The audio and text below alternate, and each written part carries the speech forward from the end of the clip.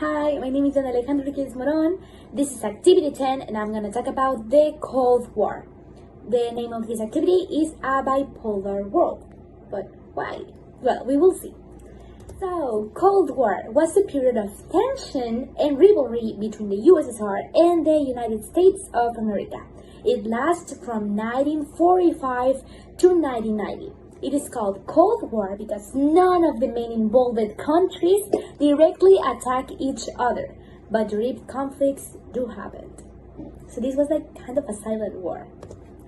Well, so for starting, I'm going to explain a little bit about capitalism and socialism. Capitalism is an economic system that supports private property, production, and consumption goods. Here, the capital is the main riches generator.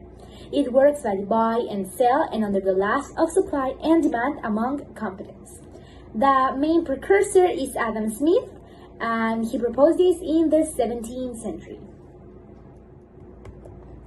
Communism, for its part, is an economic system that supports a common property of production waste. It seeks for the social classes' elimination. It proposed that the state must distribute every product equally to all the people, eliminating the division of rich and poor people. Their precursors are Karl Marx and Friedrich Engels, and they proposed this in the 19th century. And now you will see why capitalism and communism are very important. So, going back to Cold War. After World War II, you can see images in the left part, Europe was restoring itself and Japan too. And USA and the USSR were the main world powers now, and they had their own economic and politics. USA was a capitalist country and the USSR was communist. Lenin and Truman were the first leaders that were kind of fighting in this Cold War. Lenin was the leader of the USSR and Truman was the president of the United States. Here, it's very important to mention that in the Cold War, the world was divided into two currents, the Western Bloc and the Eastern Bloc. You can see in the map, the red parts are the Eastern Bloc and the green parts are the Western Bloc. The Western Bloc was composed by, obviously, USA, France, England, Belgium, Holland, Finland, West Germany, Italy, and Spain. And they were capitalist. And the Eastern Bloc was composed by the USSR, Czechoslovakia, Yugoslavia, Poland, Romania, Vietnam, East Germany, Bulgaria, and Hungary. And they were communist. And as you can see, it's very interesting. Germany was divided into two. The West Germany that was capitalist and the East Germany that was communist. Now I'm going to talk about the main points of the Cold War. So first is the Korea War in 1950. North Korea was invading South Korea, but why? So after World War II, Korea was divided into North and South. The North was communist, the South was capitalist. So the USSR decided to help the communist part and the USA decided to help their part. And well, the war was very long and they decided to pause it. And now starts one of the most important or most exciting parts of the Cold War, which is the space race. It started officially in 1955, and here the main world powers started competing over who arrived first to the space. Spoiler, USSR arrived first, and they did a lot of things first, but USA created the NASA. And they both do not only expand or invest their money in spaceships and space technology, they also invest in arms and in nuclear bombs. Yeah, we have the Vietnam War of 1955.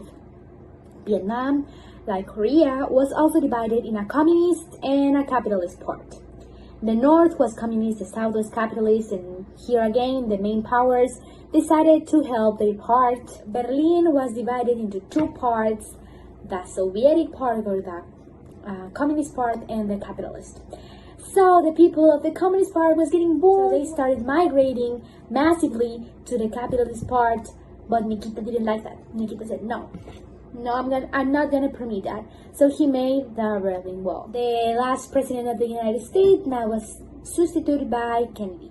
And during his presidential time, the missile crisis happened in 1962. So, for context, Cuba had a revolution, you remember Che Guevara, all the people, and turned communist. So now the USSR and Nikita were very close to them because they were communists. So the United States eliminated relations with them and tried to attack Cuba. For preventing it, the Soviets put missiles in the country.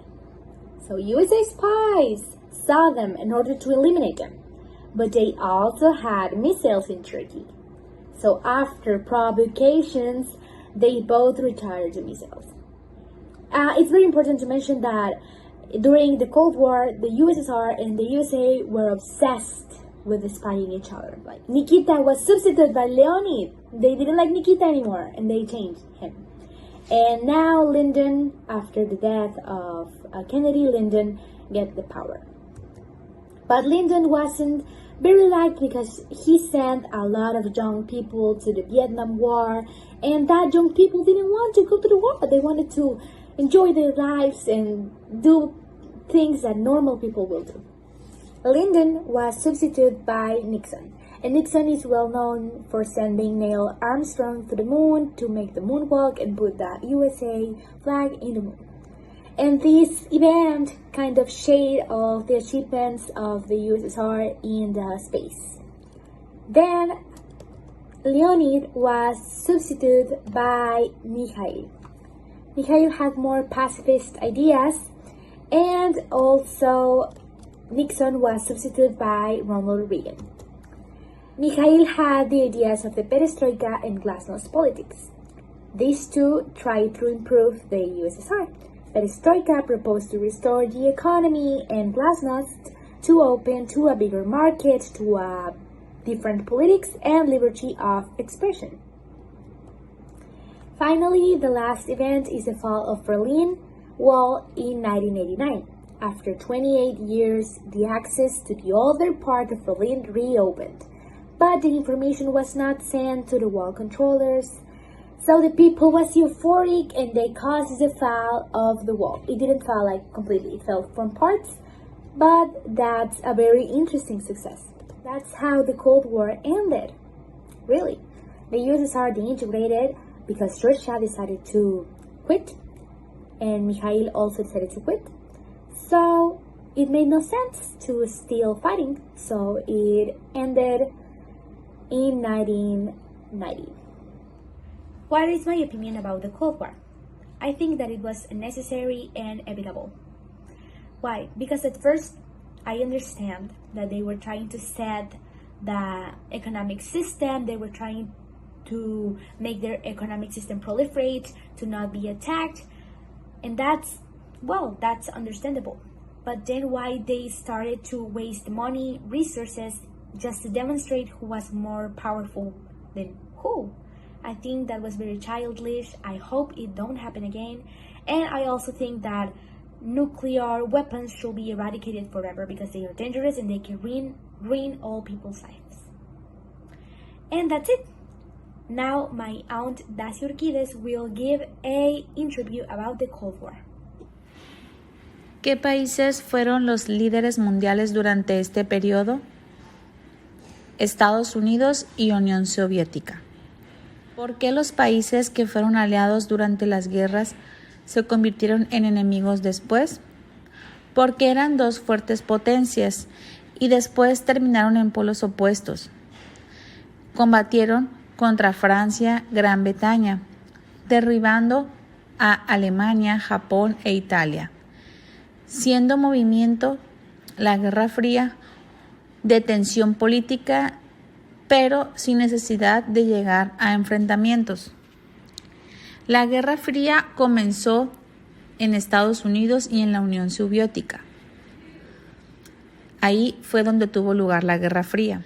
¿Qué opinión tenía el público en general de la Guerra Fría? Los historiadores consideran que fue la Guerra Fría entre dos sistemas opuestos de gobierno. Estados Unidos y el Occidente representaban al capitalismo y la Unión Soviética al comunismo. Ambos bandos tenían distintas ideas de cómo dirigir un país Ambos pensaban que su sistema era superior. Una fuente de enorme tensión fue que ambos creían que el otro estaba tratando de propagar sus creencias alrededor del mundo. ¿Qué tipo de armas tenían las dos potencias mundiales a su disposición?